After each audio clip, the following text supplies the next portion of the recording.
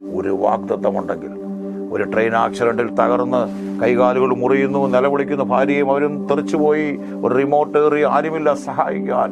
പക്ഷേ ഒരു വിശ്വാസിയുടെ ഹൃദയത്തിൽ പെട്ടെന്നൊരു വചനം വന്നു, കൂരിരുകൾ താഴ്വരയിൽ കൂടി നീ കടന്നുപോയാലും, even when we walk through the valley of the shadow of death I will fear no evil for you are with me. ആ കൂരിരുൾ താഴെ കടന്നുപോയാലും ദൈവമേ നീ എന്നോട് കൂടെ ഉണ്ടല്ലോ, ഞാൻ ഭയപ്പെടില്ല. ആ വചനം വന്നപ്പോൾ അത് ധൈര്യമായി ആ രക്തം മാർന്ന് കിടക്കുന്നവരെയൊക്കെ അത് ശുശ്രൂഷ തുടങ്ങി. പെട്ടെന്ന് റെസ്ക്യൂ ഓപ്പറേഷൻ അവരെല്ലാം വന്നു. ഭയങ്കര ആ വചനം പുള്ളി പറഞ്ഞു, ആ മാനുഷിക ഒരു ധൈര്യം എനിക്ക് നന്ദി. ദൈവവചനം ധൈര്യം തരുന്നതാണ്. വചനം ധ്യാനിക്കുകയും പ്രാർത്ഥിക്കുകയും ചെയ്യാം. തലയിലല്ല, ഹൃദയത്തിൽ വചനം ഉണ്ടെങ്കിൽ അത് പ്രയോജനം ചെയ്യും. ഒരു കടത്തിൽ മുങ്ങിക്കിടക്കുന്ന ഒരാൾക്ക് ദൈവം കൊടുക്കുന്ന ഒരു വചനം ഉണ്ട്, അവർ പുറത്തു വരും. അത് റീമയായിട്ട് വരും.